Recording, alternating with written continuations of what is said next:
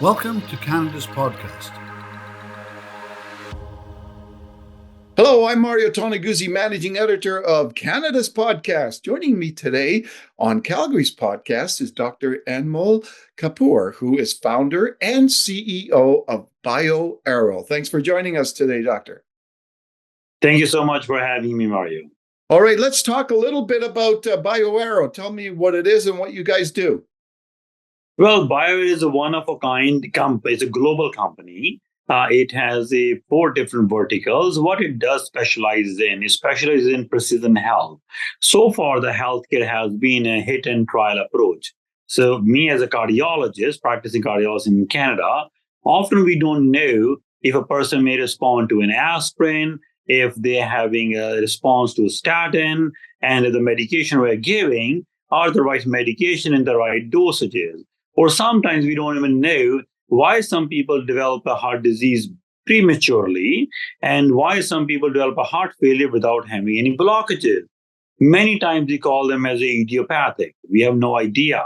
So I call it doctor is an idiot and patient is pathetic. We just don't know sometimes. Mm-hmm. So that's the puzzle, the piece of the puzzle. When we never knew why the problem happened, we call it autoimmune or we call it idiopathic. We solved that problem. So we uncover the secrets from your DNA, secrets from your microbiome, and the secrets from your various metabolic pathway, could be proteins, could be hormones, and understand why you have the disease, what could be coming next, and how we can help you live longer or perhaps have a healthier life. So we have a lab to help solve the problem. Then we have a software solution. We are a technology company, biotech company. And then we have a clinical side. And the clinic we have is in Calgary. Then we are looking to launch our clinic in Dubai, in UAE. That'll be the world's first precision health and longevity clinic to help people live longer and find ways to stay healthier longer. Tell me how you got into this. Well, the common problem was always patient coming to me, Dr. Kapoor, I'm 40-year-old. Why did I get a heart disease? Why have a blockage in the heart arteries? I've been active. I'm not overweight. I don't smoke. Why me? So I used to say, it's genetics, bad luck. Yeah. I like that answer, but I could say, and it has been saying in medicine, I had 23-year-old kids coming to me and they have a heart failure and ask me, why me? I'm only 23-year-old. Why my heart is not pumping as well? Other people, my friends, can live their life normally. I could say genetics, but never able to provide an actually answer. It's very important for them to know why.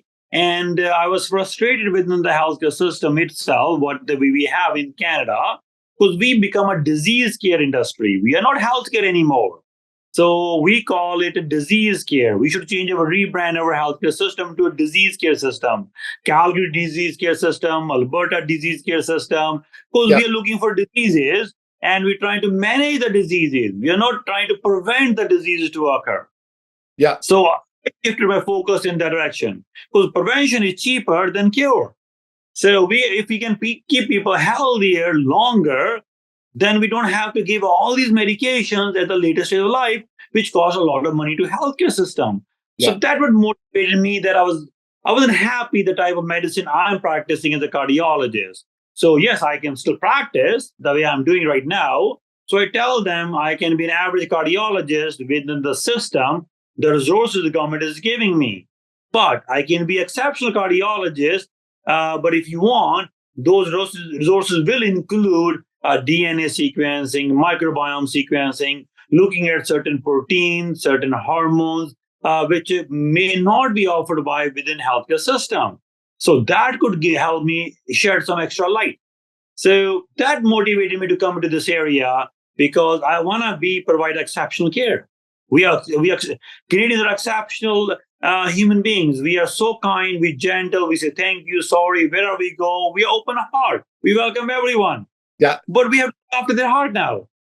Stay ahead of the game with our expert tips and strategies that will help your business thrive in a digital era. CanadasPodcast.com. Subscribe now. So tell me, you mentioned that it's a global company. How are we in North America? I know this is generalizing, but when it comes to heart disease, where are we in North America and Canada and US compared to other parts of the world? I would say we are way behind. I think the world has been moving. When you come to Saudi Arabia, when you come to Dubai, when you come to various other parts of the globe, they are incorporating genomics into healthcare now. Uh-huh. So, for example, if someone comes in for heart disease assessment, they do traditional testing. Yes, we do stress testing, echocardiogram, heart ultrasound. But they're also incorporating genomic testing with that. They do a VO2 assessment. So VO2 assessment is a predictor of a heart health and also longevity. So they're incorporating those things into everyday assessments. So not just doing a simple treadmill stress test, they want to see a VO2 predictability, which has been shown to link to longevity. So we can then make people healthier and stay them more active. So they're incorporating these genomic-based assay and DNA-based testing, one, to know what kind of gene mutations they have. For example, many people in Canada, every seventh or perhaps 10th person, roughly estimated, has a genetic mutation called lipo-A. Lipo is a type of mutation that makes person make high cholesterol, even though they may not be taking enough too much cholesterol, just making it more. And you may give them statin, but statin is not the right drug. Disease still progresses further. So there are other options, there are expensive options, but at least there are options. So we don't even test those things. And there are, besides lipo-A, there are many other mutations in the blood, ApoB, ApoE, many other mutations. We deal with it all the time, or PCK9. If we know the certain mutation people have, then we give them the drug earlier. So what the focus is in this part of the world, that when we have a disease, we start a treatment in Canada when the disease happens. Then we say less for treatment. Doctor prescribes aspirin, prescribes statin. Here they're saying is, let's find a way to disease not to occur or delay it. Perhaps start the treatment earlier, even though guidelines may don't recommend it. But their focus is on primary prevention side. They want to live longer. They want to hit 100 years average lifespan in their countries. So there's a totally different focus. They have a cutting edge technology, the wearable data, the Fitbit, Apple Watch is integrated into the healthcare systems. And there in Canada, no one even knows what is happening. They have a live telemonitoring happening for the patients, real time. What we have in the hospital nursing unit, they have real time happening in the community. Mm-hmm. So the home services expanded exponentially. You can get anything done in a home, ECGs, blood pressure monitoring, blood test sample to be taken at home, doctors visiting your home. Telemedicine, digital health has been exponentially growing in this region. So truly this region is moving in future, and they're living healthcare into the future, moving in that direction. In Canada, we are going the opposite way. So we are denying access, we are limiting access, we are cutting the funding for the testing with the doctors, we're limiting the access to medications. We are going backwards. Mm. So what's your background? Like, where are you from originally? Originally, I am from India. I did my medical school in Russia. Did my internal medicine. Yeah, in Russia. Did my internal medicine training in Edmonton, UFA, and my cardiology is in Winnipeg. Spent some time in Cleveland Clinic to learn vascular medicine because didn't want to do it just a cardiology doctor. I want to be a vascular medicine, carotid arteries, the whole body. If you have blockages in one artery, you have blockages in all the arteries. So I wanted to be more comprehensive cardiologist. Yeah. So out of curiosity, why did you study in Russia? Thank you for asking the question. I had an option to study medicine in India. All of my friends who grew up in India, they all study medicine. They are amazing doctors in India, but I wanted to have a different skill set. I wanted to broaden my horizon. So when I turned 19, so I spoke to my parents. I got a scholarship. So I said, opportunity, I could be a doctor either way, but I could be a better doctor if I get an international exposure. So that allowed me to learn healthcare system from their angle, their viewpoint. So then I came to Canada, I learned the Canadian viewpoint. So that allowed me a global perspective. Oh, okay then. So, and what attracted you to this area of medicine and in terms of the heart disease and that, like, what was the interest there for you?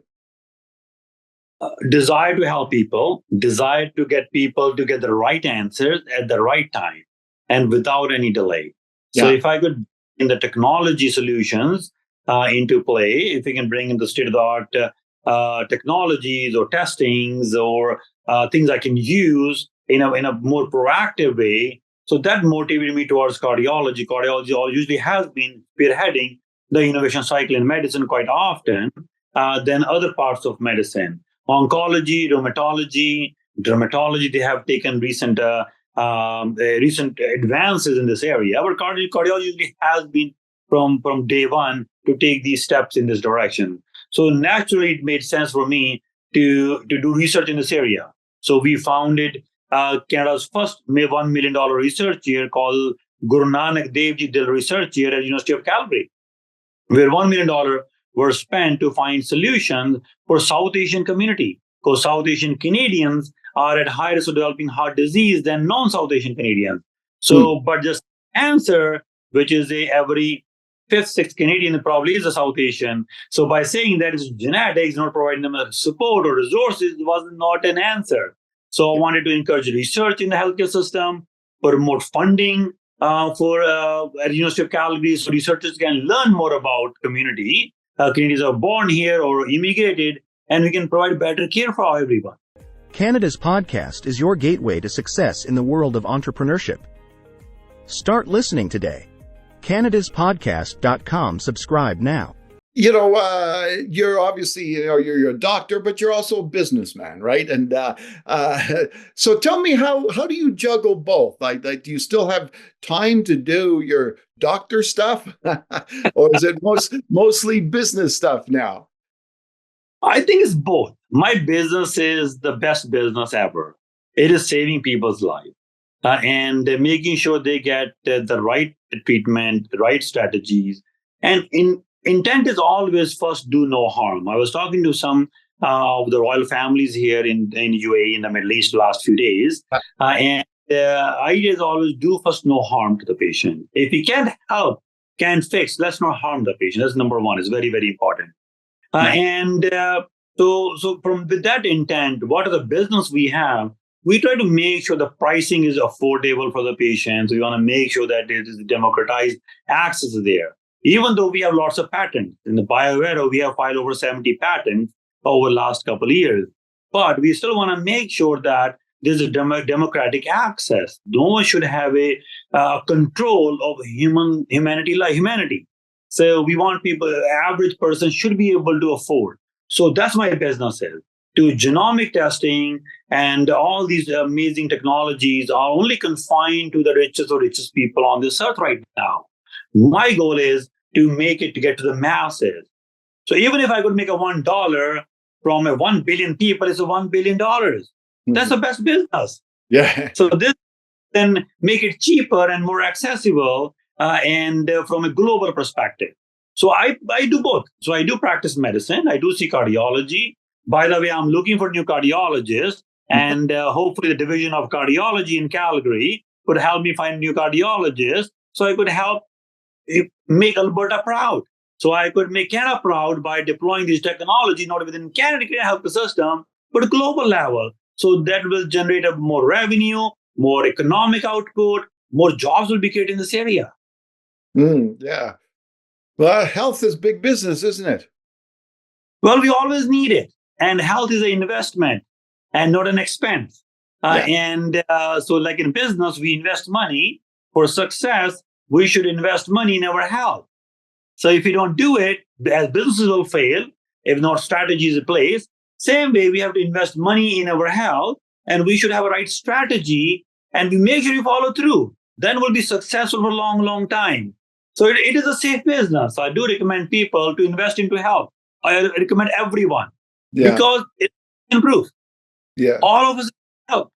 Yeah. So, with all your travels and where you've been and studied, and why Calgary?